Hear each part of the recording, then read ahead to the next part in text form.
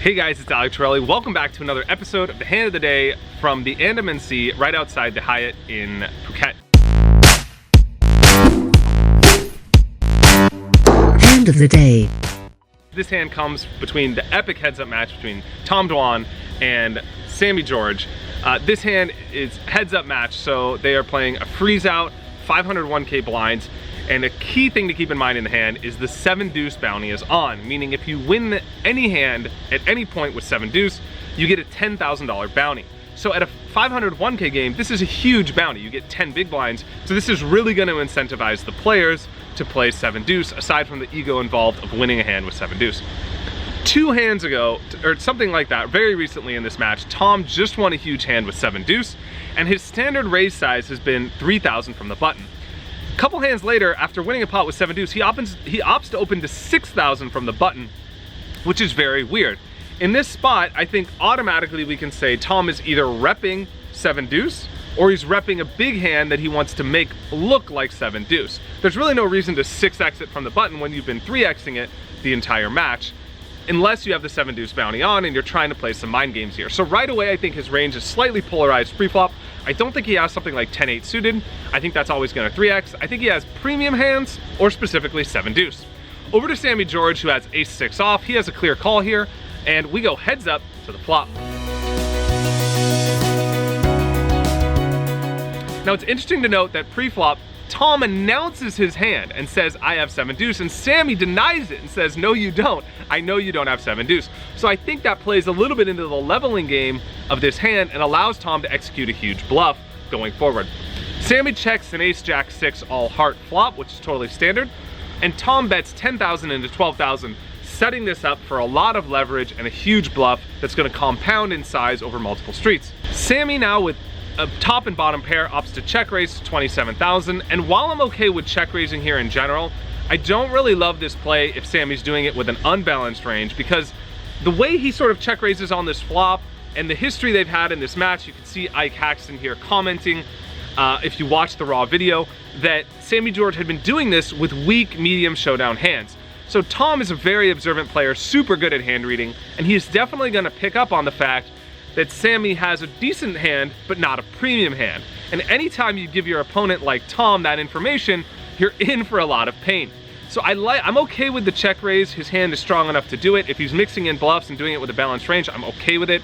But the problem is that people generally do this with hands that are indicative of the actual strength of their hand. And his 27,000 check raise is indicative of him having a hand like the one he actually has. So for that reason, I would prefer just a check call.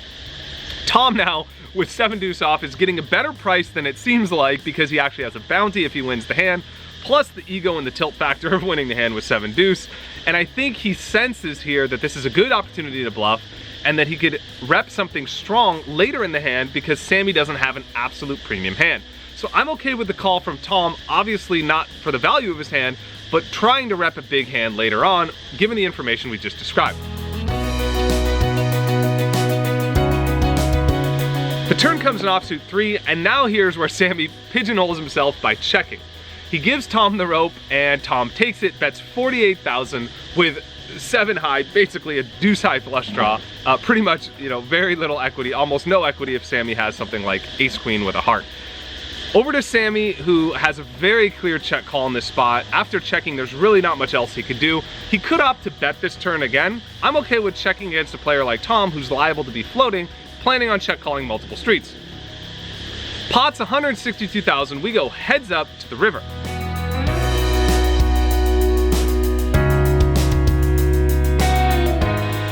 River comes another 3, which changes absolutely nothing. In fact, this is a very good card for Sammy, whose hand is quite under-repped. I don't think that Tom puts Sammy on a hand this strong. I think Tom puts Sammy on a hand like ace-10 with a heart, ace-queen, ace-jack, maybe ace-8, something like that, maybe even king-jack with a heart, queen-jack with a heart, jack-10 with a heart. Those sorts of feeler betting type hands. I don't think he ever puts him on a flush, because I think he thinks a flush would have bet the turn. Full house is super unlikely given the pre-flop, and I don't think he ever puts him on ace-jack or ace-6, because I think he would have expected Sammy to continue betting a vulnerable hand like that on the turn. So Tom thinks Sammy has a weaker hand than he does. Tom could also conceivably rep a hand like a flush or aces full or jacks full, given his pre-flop line and given how he played this hand. So I'm okay with Tom bluffing the river here, but the key is that he knows Sammy has a hand that's a bluff catcher. Now Sammy's plan in this hand was clearly to check call the turn and planning on check calling the river with most of his hands that have weak showdown value. So in order for Tom to bluff profitably, he's gonna have to do something that only Tom Dwan is capable of doing and making a super badass 2x pot bluff, which is exactly what he does. So Tom goes all in for 480,000, but I think the stacks are a little bit smaller because Tom has Sammy covered. So this bluff is only about 2x pot effective, something like 350,000. I love this bluff if you're Tom because it puts max pressure on Sammy, who has a relatively weak range. Sure, he's planning on check calling with ace-6, maybe ace-jack, something like that, but which is one of the best hands he can have. Or let's say he has ace-10, king-jack, and he might plan on check calling an $80,000 or $100,000 bet. But that plan goes out the window when your opponent 2x the pot. So over to Sammy now, who has a super tough decision. And it could seem like, oh my God, Tom's bluffing here all the time. But if you remember back to pre-flop, Tom's range is basically premium hands or 7-deuce. Sure, he could have 7-deuce, but a lot of the 7-deuce isn't gonna float the flop, it's just gonna fold.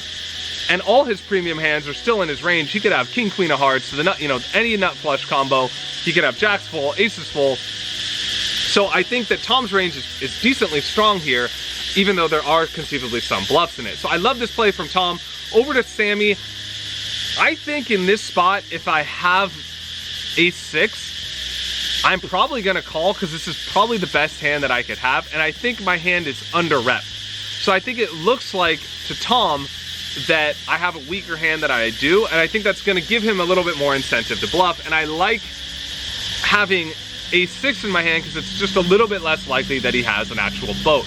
I think if I had like a jack bluff catcher, I would probably just let it go. And that would be how I construct my hand range on the river. And I guess you could argue that, well, a jack is the same thing as ace-6 because, you're only beating a bluff. Tom's range is either a boat or a flush or nothing. But at the same time, I think having the ace blocker is quite relevant here because aces full are definitely a decent hand that Tom is repping. And you also block sixes full as well. So I like calling with ace-6. And in the end of the day, if you're Sammy, you do have to construct some sort of plan for how you're gonna combat a crazy overbet like this on the river. And calling with the best hand you could have is generally a reasonable approach. I think in this spot, I would go for a call. The reason I like calling with ace-6 in particular is because you don't have a heart in your hand. So while it makes it slightly more likely that Tom has a flush, it also makes it more conceivable that he has something like king-jack with the king of hearts, queen-jack with the queen of hearts.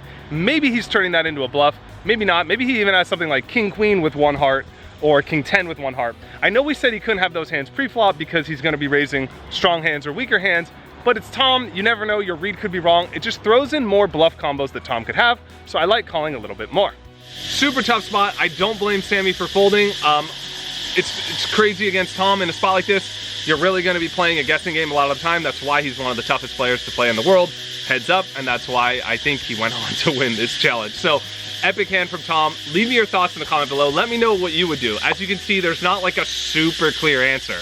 You can see how we could go back and forth between pros and cons for both decisions. I would love to hear from you. Leave me your thoughts in the comment below. Subscribe to my channel if you like this video, and I'll see you guys next time on the Hand of the Day. Thanks for watching.